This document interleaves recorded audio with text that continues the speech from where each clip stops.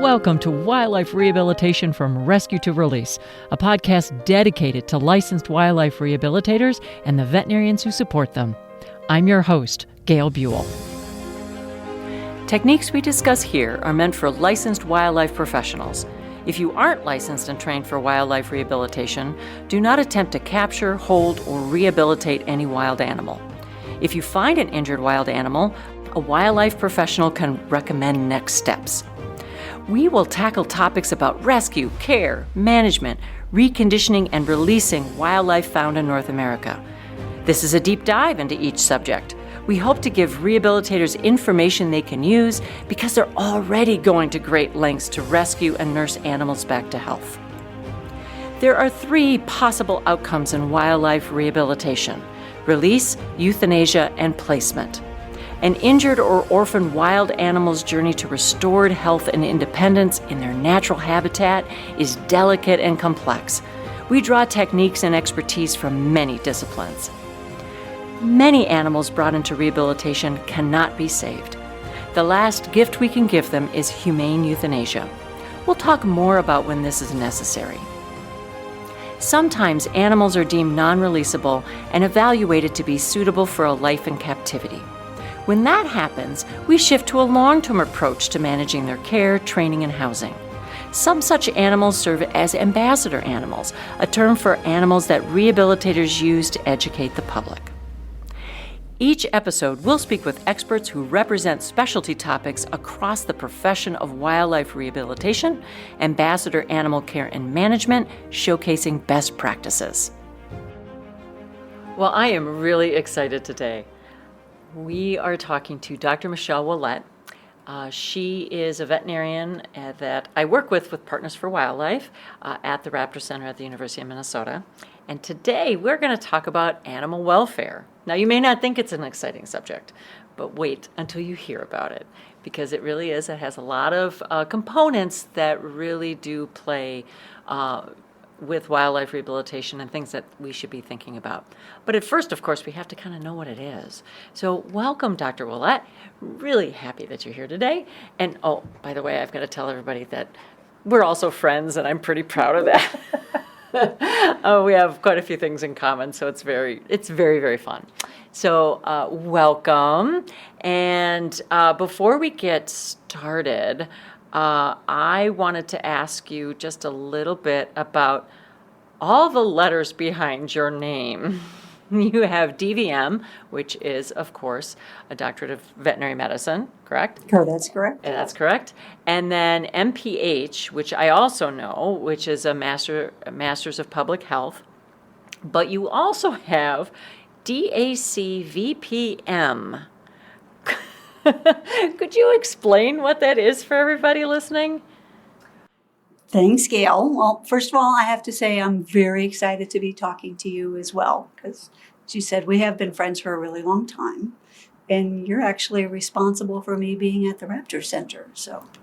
Oh, that's right. That's a whole nother podcast episode we can talk about.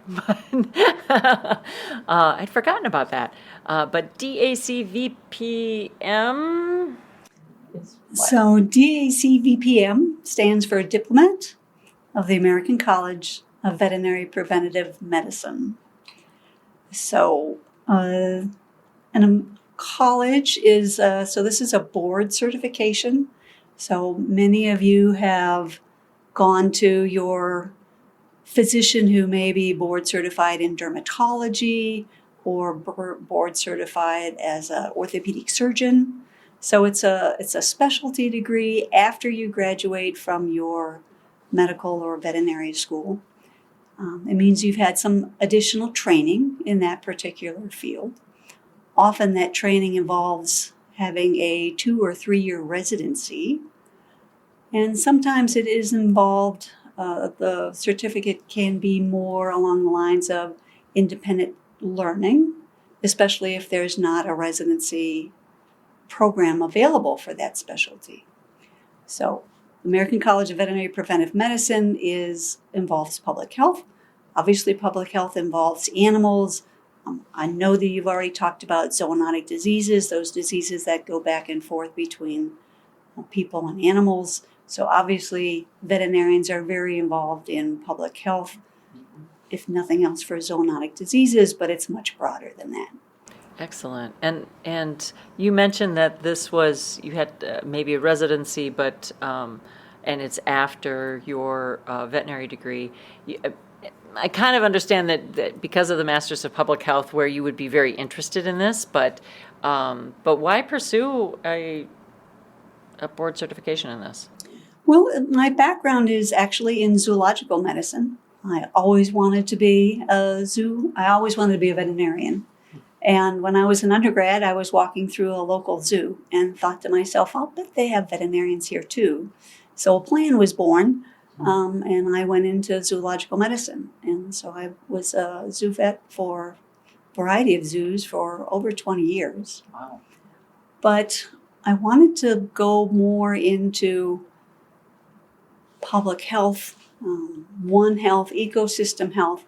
As I mentioned, veterinarians are very much a part of that, especially zoo veterinarians, because it's involved with people, it's involved with animals, it's involved with the environment. It's looking at a very big picture. And in order to do that, I needed a little bit more schooling. So I migrated from the zoo to the Raptor Center. Again, thanks to you. And everybody, it's recorded. She gave me credit for that. And moved from zoological medicine into wildlife rehabilitation and raptor medicine and surgery. And along with that, I had the opportunity here at the university to finish up my master's in public health and then again start studying for this board certification, which I achieved about 5 years after that. So. Wow, excellent, excellent. So what kind of spurred your interest in all of this, the public health part and the rehabilitation and the zoonotic diseases and preventive medicine and all of that? Was there something in particular? No, it's just as zoological veterinarians, we deal with all of these different species. We have to deal with the staff that are working on the zoo grounds. We have to deal with the public who are coming to the zoo grounds. We're also involved in conservation projects. So we are dealing with free-ranging animals, free-ranging wildlife, and it really is all connected. It isn't just about physicians looking at people and veterinarians looking at animals and botanists looking at plants. It's about how we are all connected. And health is a big part of that. And so I just wanted to explore that further. Oh, awesome. Awesome. Thank you. Thank you for that. So then along with that, we're going to talk a little bit later about the fact that you're pursuing another board certification in animal welfare. And today's subject is animal welfare. But how did you get interested in animal welfare? Well, as a veterinarian, I would like to think that I was always interested in animal welfare.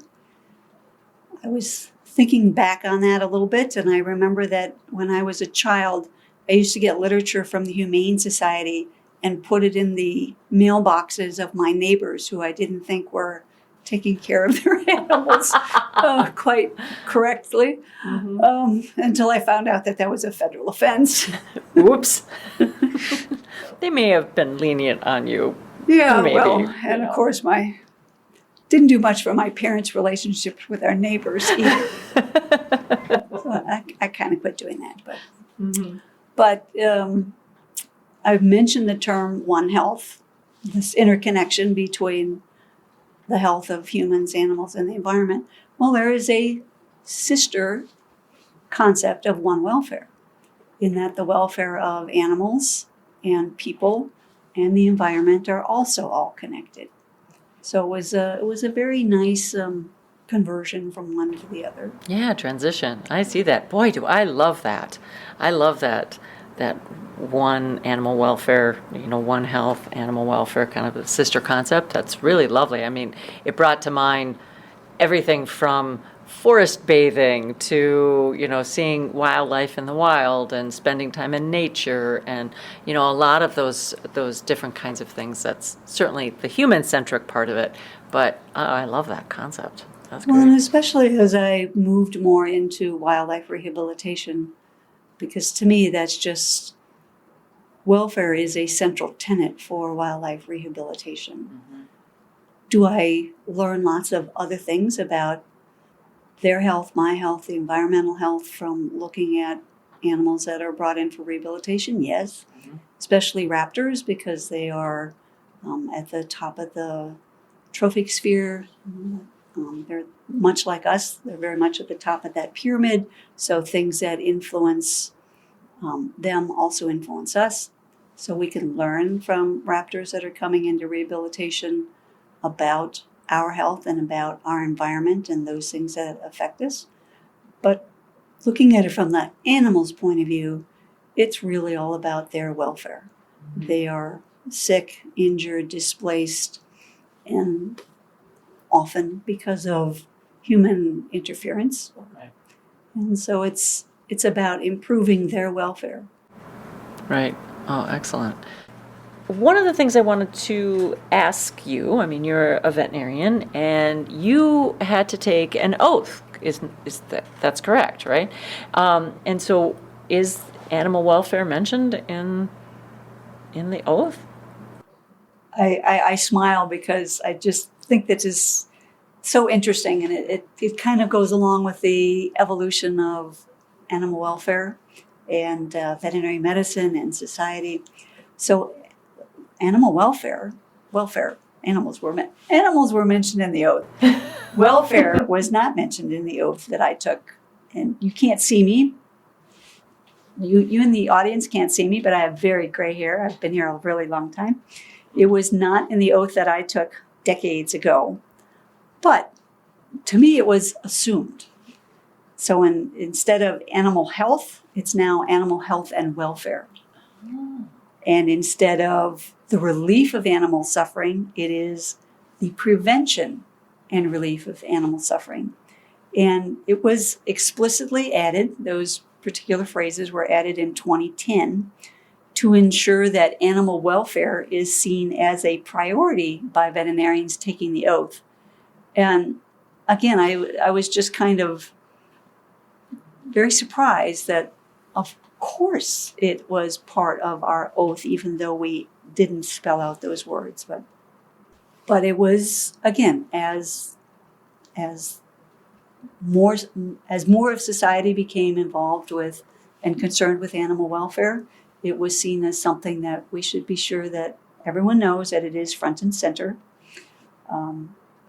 That it's, again, not just health, but health and welfare, and not just prevention of suffering or the relief of suffering, but the prevention of suffering. And it also fed into, we talked about the board specialty for animal welfare. Again, that comes out through the American Veterinary Medical Association. And about the same time, they started looking into making a veterinary specialty for animal welfare. And so that's the one I'm studying for now. Excellent. So maybe just a little bit about the board certification for animal welfare. What all is involved in that? So it is the newest specialty college, and as such, they are just beginning to get residencies up and running now. So there's a residency in Ohio State for veterinarians and animal welfare, and North Carolina, I think, will be having one on board very soon. I'm a little old to go back for a 3-year residency, so I'm doing the self-study tract for board specialties, and it involves a certain number of years of experience in dealing with animal welfare issues.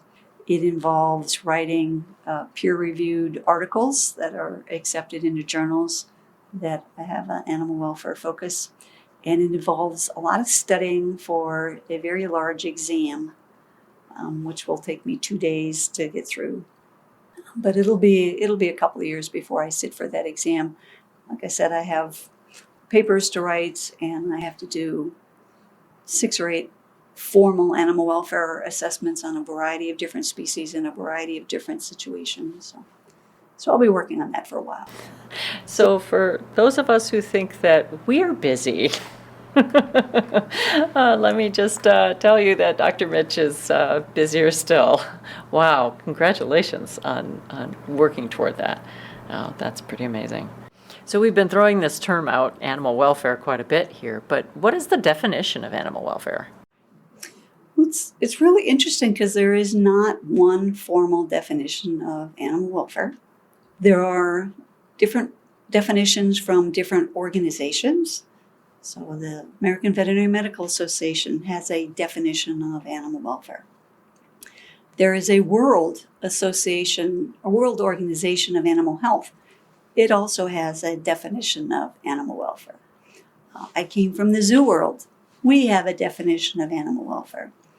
So we have lots of little definitions out there about animal welfare. They don't exactly say the same thing, but they all have the same inference. Animal welfare is the state of the animal.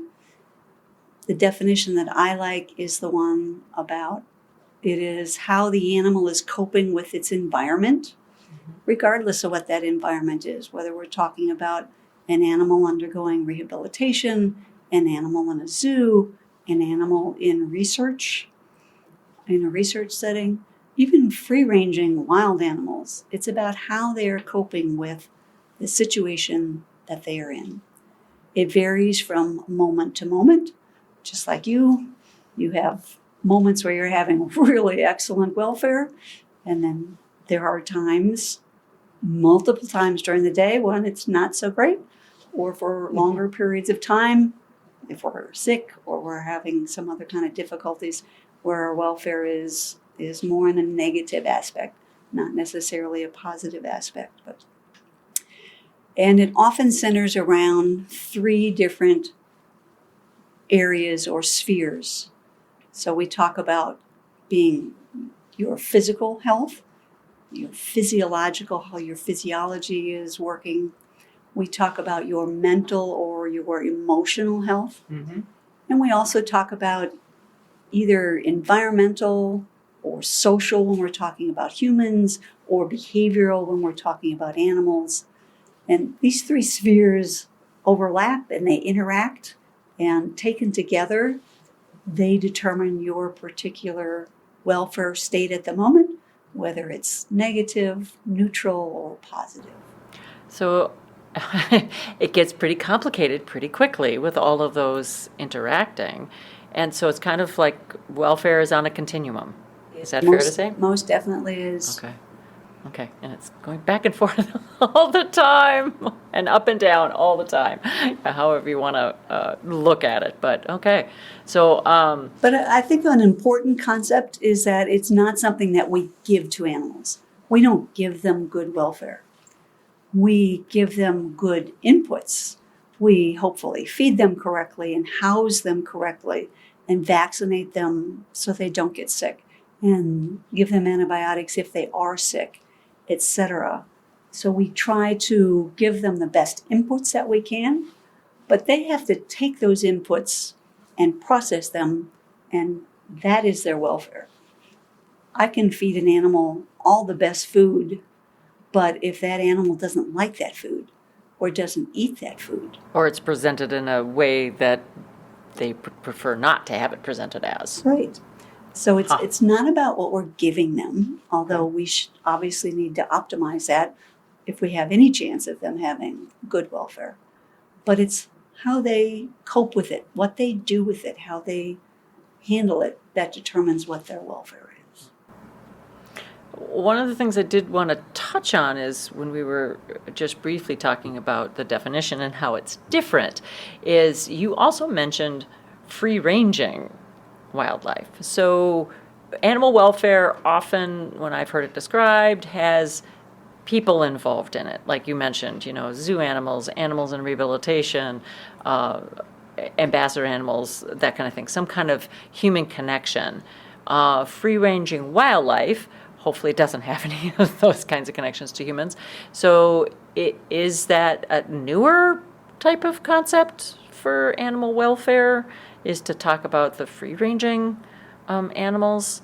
Or is it just, of course they have welfare, right? It doesn't have to have people in it. They have welfare. Well, and you're correct on both parts. Okay. They all have welfare, whether that's positive, neutral, or negative. And just like the ones in captivity, it's going to change from moment to moment. And considering the welfare of free-ranging wildlife is more of a newer concept. Of course, you can always find papers that talked about it a long time ago, where that concept was introduced. But as a social and cultural phenomena, free-ranging wildlife, the welfare of free-ranging animals it's a newer concept than our traditional concepts of animal welfare. Those started, well, there's always been people who've cared about animal welfare. Right. Because we've always had people who, took care of wildlife that they came across that was sick or injured since time began with human beings. But it has expanded and contracted over the centuries. Mm-hmm. If you go back and study it as I am for these animal welfare boards. And what's kind of interesting is that it often follows child welfare. Children and animals were often kind of on the same level. And so when children were experiencing better welfare laws about, how long children could work or not work, they were often applied to, say, the carriage horses, how long they could work or not work. Isn't that interesting? So for a lot of our history, our current history, children's welfare and animal welfare were kind of tied together. Okay. These societies would look out for the welfare of children and animals. Okay. In more recent times, the current concepts that we have for animal welfare are based on, they came out of UK, they came out of England, and it really started with industrialized animal agriculture, when animals started to be more in factory farms than, a few chickens on a farm. Mm-hmm. And, a lot of our concerns are driven by society and our culture, and people started to become concerned about it. And so the UK put together a commission called the Bramble Commission to look into the welfare of animals that are used in agriculture. And they came up with a framework called the 5 Freedoms. And actually the 5 Freedoms were more of a list of things not to do. It had more to do with neglect or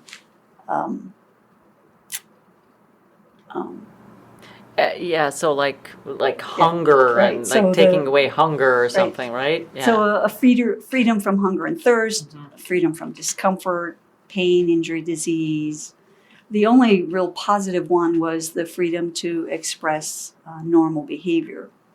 So they were more about preventing harm and neglect than they were necessarily about providing for good welfare. Okay. And so then in the 1990s, a researcher by the name of Malore kind of redirected those 5 freedoms and turned them into what we call the 5 domains. And they very much map the 5 freedoms, but instead of just preventing negative aspects of care, they're encouraging positive aspects.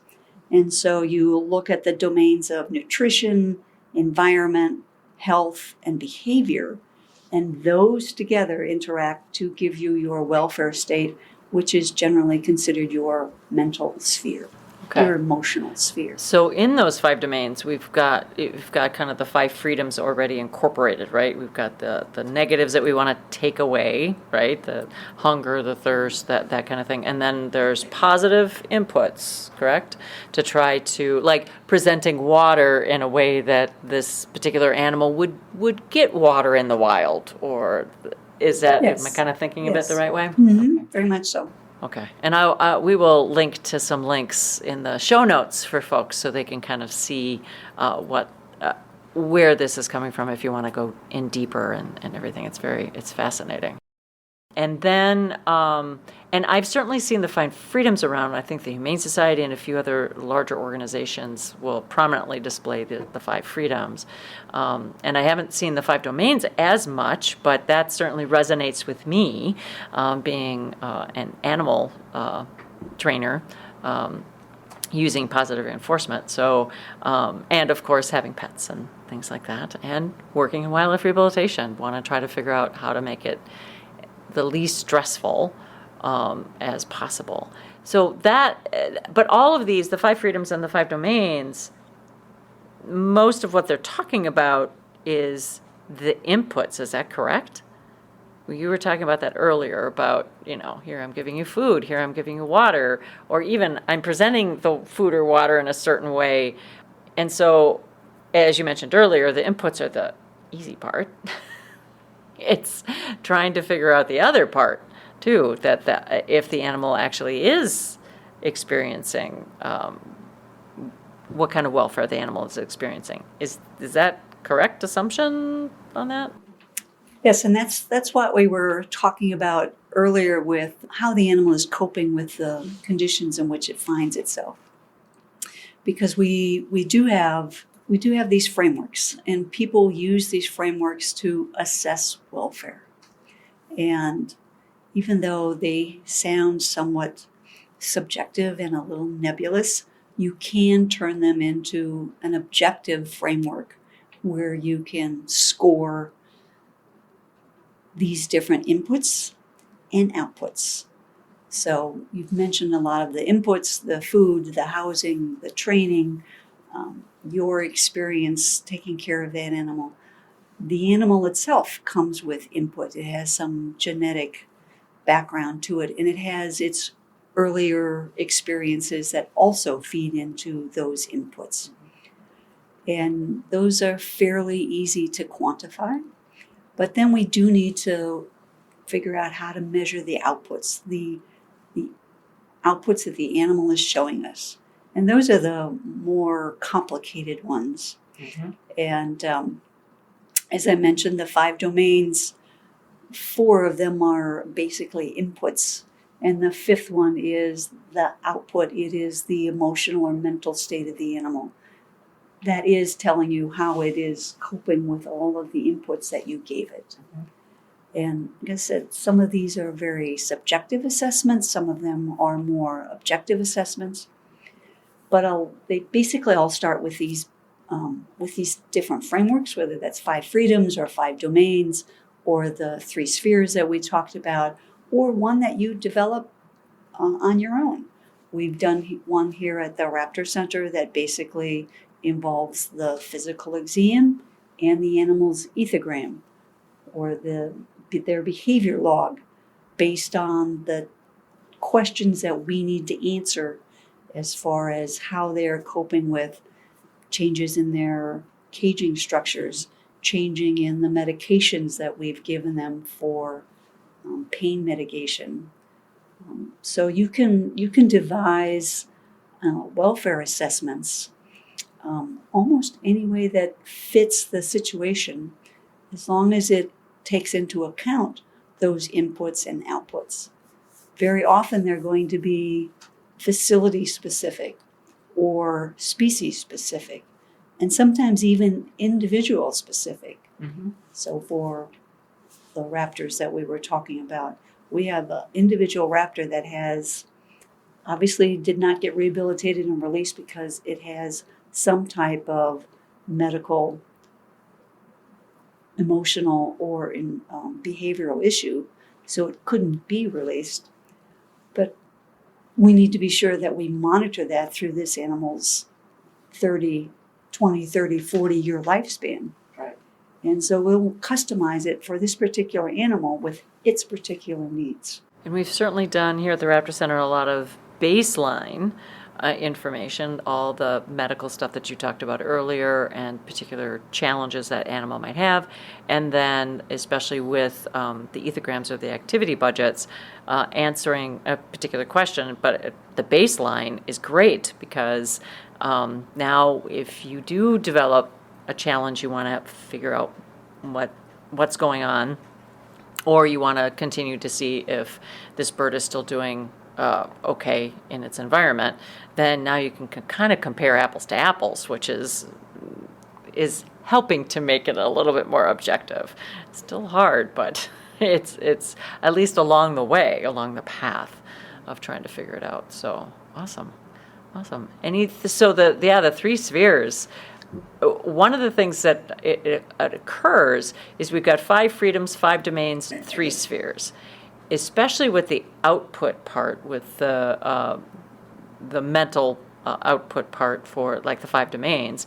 That's also incorporated in the 3 spheres. Do you think the 3 spheres, looking at that particular model, elevates that particular aspect so people think about it more? Because in the 5 domains, it's 1 of 5, but in the 3 spheres, it's 1 of 3. I don't know. It just occurred. I have no idea. So I do have a tendency to prefer the 3 spheres. One, we know that humans do better holding 3 things in their brain than 5 things in their brain. And I do think it does a better job of incorporating all of the inputs and outputs as a whole and not in categories. The other thing about the 3 spheres, it was put together by Dr. Fraser, who is an animal welfarist and behaviorist. And in reading how he envisioned this, it also has a tendency to incorporate more of our ethical portions of animal welfare. So unfortunately, animal welfare is a combination of welfare science and our ethical frameworks as well. We just can't divorce that from the welfare science. And to me, those 3 spheres do a better job of incorporating those together. Yeah, thank you. Yeah. I do agree that the 3 spheres are a lot easier to remember. I totally think it's easier to remember. But all of those frameworks work really, really well. So how do different organizations maybe apply these different frameworks, like whether it's AZA or humane societies or that kind of thing? So they use these frameworks to develop their assessment tools because all of us are most concerned that when we have these animals that we are using for our purposes, whether that is for food or in a research setting or educational ambassador animals, whether we agree with how those animals or whether those animals should be there or not, or be used for that purpose or not, everyone seems to kind of agree that we want them to have the best welfare possible while they're living that life. And so that's where those assessments come into play. It's all very well and good to say, we want to make sure that our animals have the best welfare. These are the frameworks. We're going to make sure that we have all the right inputs, et cetera, et cetera. But again, it has to do with how those animals utilize the inputs that we give to really determine whether they have good welfare or not, which means you have to have some way of assessing them. Zoos have come a long way in the last 15 to 20 years with animal welfare. We now have computer programs that have welfare assessments in them, and you put together a menu of things that you need to be monitoring for that particular exhibit or that particular, a little better to get down to a species level or even an individual level. And so they are, the keepers and the curatorial staff track those things over time to be sure that those animals are having the very best welfare. It's a little easier with zoos on the one hand. I know there's lots of different species in zoos, and so that makes it a lot more complicated. But you have animals for long term, and so you can really get to know that species and that particular individual. They are generally happy. They're generally happy. Okay. There we go. Problem solved. They are generally healthy. Oftentimes they have been captive born in that facility, or at least in captivity. It's more challenging when we go to wildlife rehabilitation, especially the medical phases of wildlife rehabilitation. Animals come in with fractures and trauma, so they have to be treated. There's pain involved. We try to mitigate that with medications.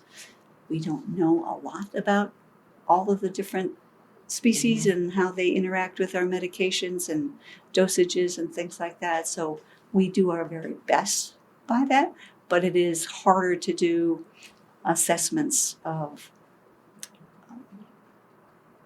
animals when they're undergoing wildlife rehabilitation.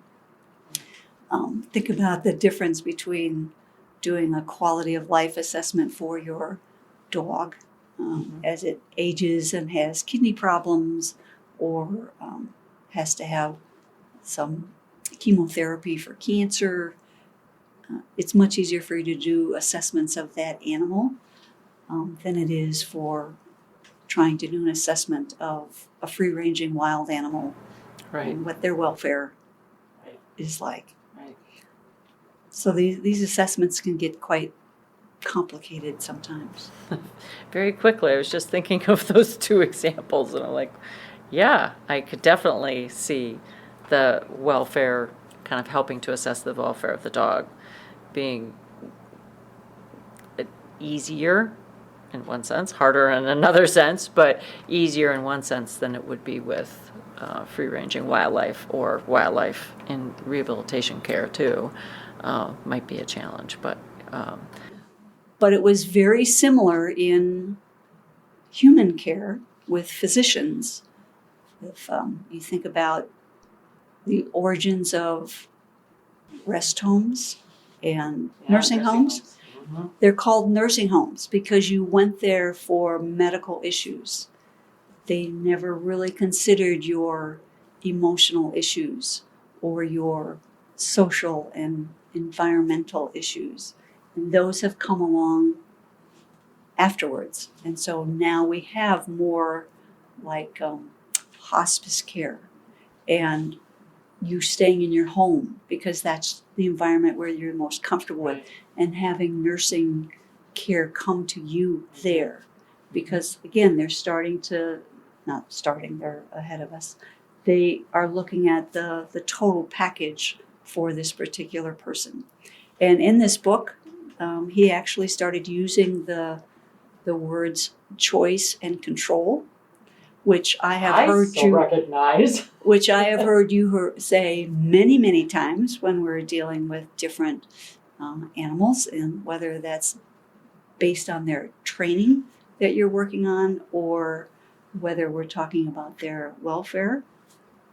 So it was fascinating to me to see this overlap with how welfare has changed in our society, animal welfare has changed in our society and our culture, and how it very much was being mapped ahead of us in the human healthcare fields. Wow. And I am assuming, I know that you wouldn't have the answer to this, at least I don't think you would, but you've referred to our culture, everything, so we're, American culture, basically. But this journey, this animal welfare journey, must be different in different cultures. It very much so is. It is driven by society. It is driven by your economic status. It can be driven by your religious backgrounds. And so it all mixed together in this milieu that creates the culture that you are living in.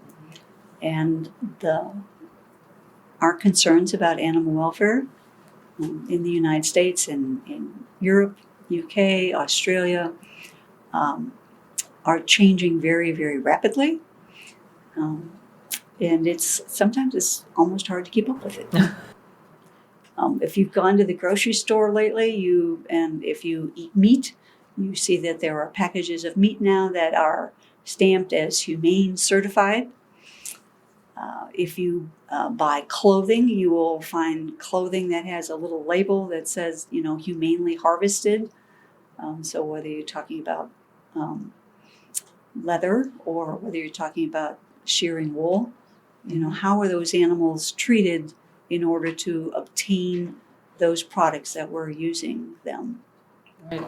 And I do remember way back when, I was always looking for shampoo, and I still do, that is labeled with a little rabbit that says cruelty-free on it. So that was like the very small beginnings, maybe, of what is happening now. And I certainly have seen things with eggs, certainly with meat as well, whether it's pasture raised or, like you said, humanely harvested type of language on there. So, and I, for one, am very glad for that type of labeling, because I've mentioned on the podcast before that I'm a vegetarian. And the reason I'm a vegetarian is not because I don't like meat, not because I think that all of us we should all eat lower on the food chain, but not that I'm against eating meat. I'm not. The challenge was, and I wish I would have known a lot of this that we're talking about today. I wish I would have known that 30 years ago, because I decided to become a vegetarian because I thought we could do so much better by the livestock. I did not like how they were treated, especially cows. My grandparents were farmers, but it was one of those small farms like you were talking about earlier. So I had a framework of what I already thought how cows should be taken care of, and knowing how most cows are taken care of, I didn't approve, and I decided I better walk the talk, and so that's why I decided to become vegetarian. But so this is seeing a nice progression. Well, and as you pointed out, it basically started in animal agriculture, when we started to treat them more like machines as opposed to animals, and that's what started the Bramble Commission and the Five Freedoms. The next big iteration in animal welfare had to do with animal research. Many of your listeners, I'm sure, have heard of the Animal Welfare Act. It is our only federal regulation for animal welfare. Interestingly enough, the Animal Welfare Act does not define welfare. I find that so funny. Well, we'll call it animal welfare, but we won't define it. Okay, so the Animal Welfare Act doesn't define animal welfare. No, it really doesn't. So first of all, you need to recognize that your cruelty and neglect laws are state laws. So as far as, not taking care of your horse or abusing the neighbor's dog, those are state laws. The Animal Welfare Act was originally passed because a pet dog by the name of Pepper was stolen. This was a very common practice to steal dogs, and the people would sell them into research. And so the dog Pepper was stolen and was sold into research. They did eventually track Pepper down, but Pepper was no longer with us at that point in time. And there was, again, a change in society, a change in culture, a shift that said, this is not something that we want in our society with our animals. So that was passed in 1966, and it sets standards for the humane care and treatment for certain species that are undergoing certain activities. So it has to be a covered species, and it has to be a covered activity. So some of those activities are exhibited to the public, so like zoos and those type of facilities. Animals that are being sold as pets, again, making sure that they were not obtained feloniously. Those that are being used in research or being transported commercially. It has been updated many, many times since the 60s. But again, it's very narrowly crafted for certain species that are undergoing certain activities. So a good example is a horse. A horse as a pet is not covered. A horse on a farm is not covered. If you have a horse that is being used in research, it is covered. So it has to be a covered species, and it has to be a covered activity. Would something like, and you may not know the answer to this, a horse driving a carriage in Central Park, would that then be covered, or is that, do you know? That would most likely be covered by your state. Okay, by the state. Laws. Thank you. For cruelty and neglect. Great. And by species, for the most part, it was mammal-based. And I can't remember all the details, but punctuation is important. Your English teacher was correct way back in your childhood, because there was a comma somewhere that for the longest time, as people read the statute, birds were excluded. And then that was re-examined as to what that particular, I'm pretty sure it was a comma, where that particular punctuation was. And they said, no, birds are covered. So as very recently, birds are now being covered under the Animal Welfare Act. As most of us listening, especially if you have ambassador animals, well know the fervor this has caused. So those, the policies around covering birds have recently been finalized and have been published. And so people who are using birds, again, birds not bred for research, but birds, will now be covered under the Animal Welfare Act. So when the USDA inspectors come to your local zoo, not only will they be looking at most of the mammals, not all of them, but they'll also be looking at most of the birds. Wow. And it is the U.S. Department of Agriculture that kind of oversees the Animal Welfare Act. USDA APHIS, Animal Care, oversees the Animal Welfare Act. Wow. And so they will be coming to the Raptor Center at some point in time. They sure will. I do know, and at a future episode, we'll be talking a little bit more in depth about this, as more and more details are known, and the folks at the USDA and APHIS are done with all their webinars and things like that, trying to explain it. I've attended a lot of them, but as far as the Animal Welfare Act, that does not impact wildlife rehabilitation. It does not. Wildlife rehabilitation is covered by U.S. Fish and Wildlife Service for the migratory bird portions of it, and it is covered by your state, usually Department of Fish and Game, for your terrestrials. If you're doing marine mammals, they're going to be covered by U.S. Fish and Wildlife Service and NOAA, depending upon what species it is. So not USDA Animal Care. Well, this conversation has been phenomenal as far as like almost full circle, right? To talk about the beginnings, your beginnings in animal welfare, but also how animal welfare has developed over time and with culture and society and things like that. And the different types of frameworks that you can, that have been reflective of animal welfare and its kind of growth, dare I say, or changes. Evolution. I like that better. Evolution.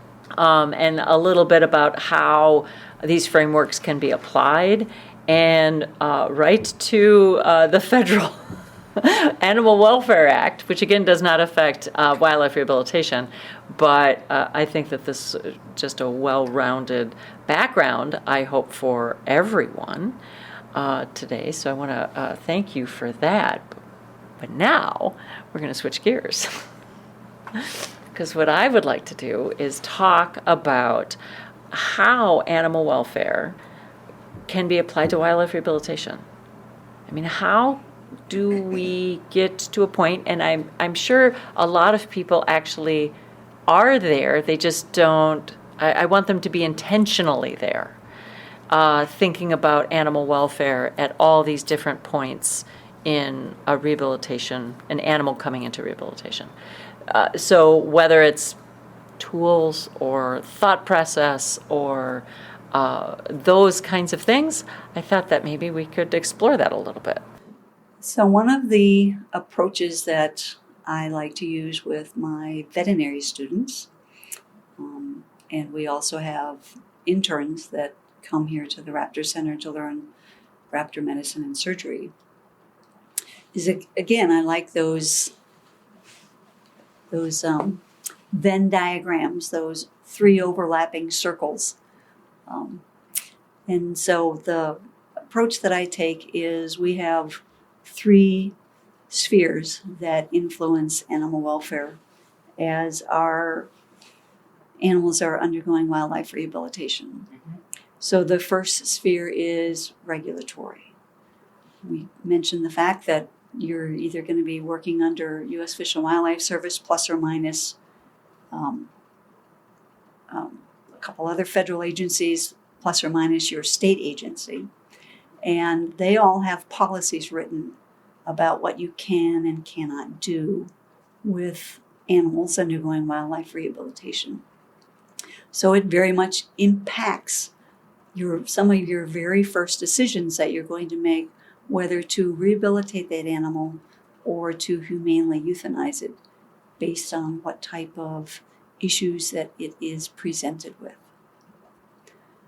The second sphere that I want them to consider is best practices, and whether those are evidence-based science best practices, because we've done research on it and we have determined this is the appropriate way to handle this animal with that issue, or whether those are best practices from professional organizations, whether that be Association of Zoo Vets or the National Wildlife Rehabilitation Association, or any number of professional organizations that deal with animals, their health, their issues, their husbandry, their management.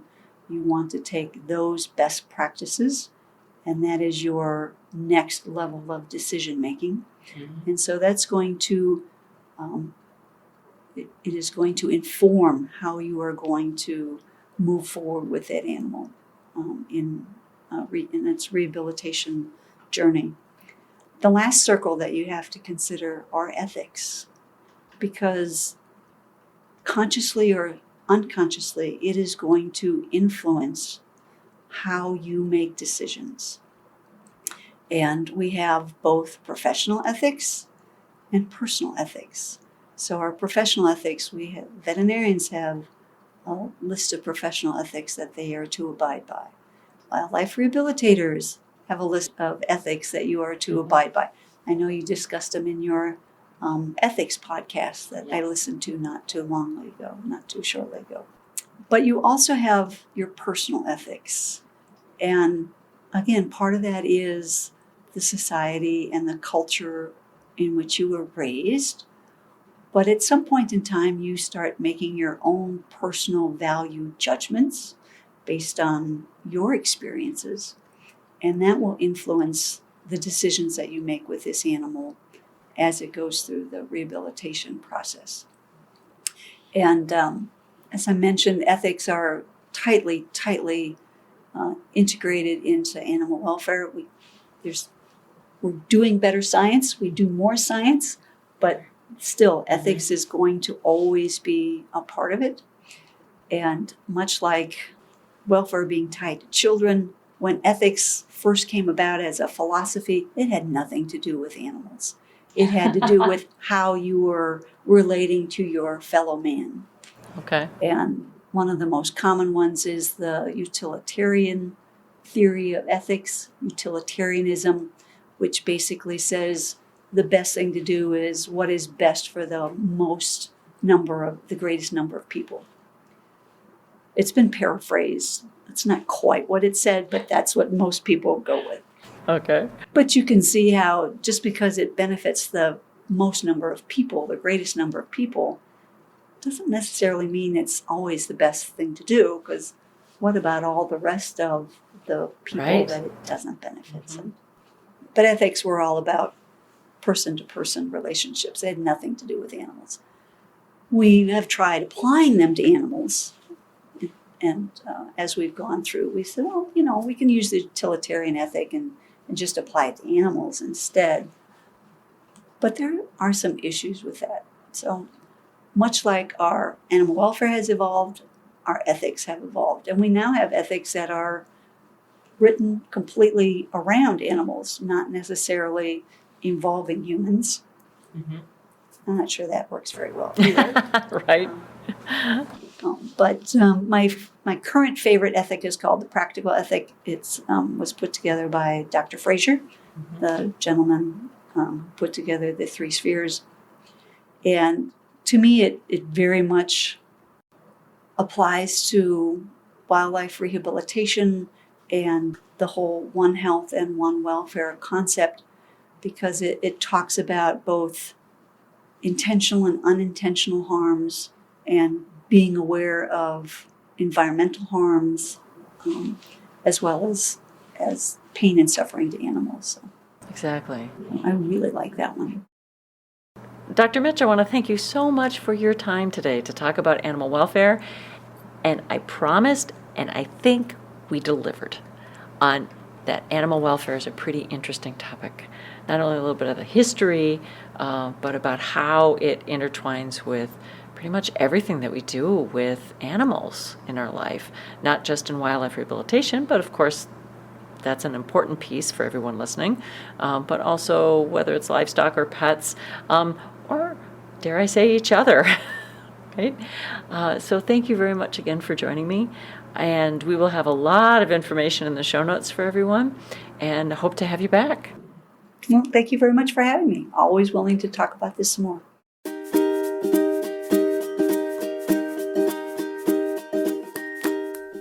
That was my recent discussion with Dr. Michelle Willette on animal welfare. Be sure to stay tuned and stay in touch with us because we plan to meet again and talk more on the subject when time allows. Thanks for joining us for another episode of Wildlife Rehabilitation from Rescue to Release Season 2. Wildlife Rehabilitation from Rescue to Release is a production of Partners for Wildlife, working hand in hand with wildlife rehabilitators and veterinarians to improve the welfare of orphaned, ill, and injured wildlife. Our executive producer is me, Gail Buell. I'm the Partnership Coordinator for Partners for Wildlife at the University of Minnesota College of Veterinary Medicine's Raptor Center. To learn more about the Raptor Center and Partners for Wildlife, visit raptor.umn.edu. Our producer is Kirk Clockey. Special thanks to our guest, Dr. Michelle Willette, Partners for Wildlife, and the Raptor Center at the University of Minnesota College of Veterinary Medicine. And that's our show. Hope you'll join us again next time.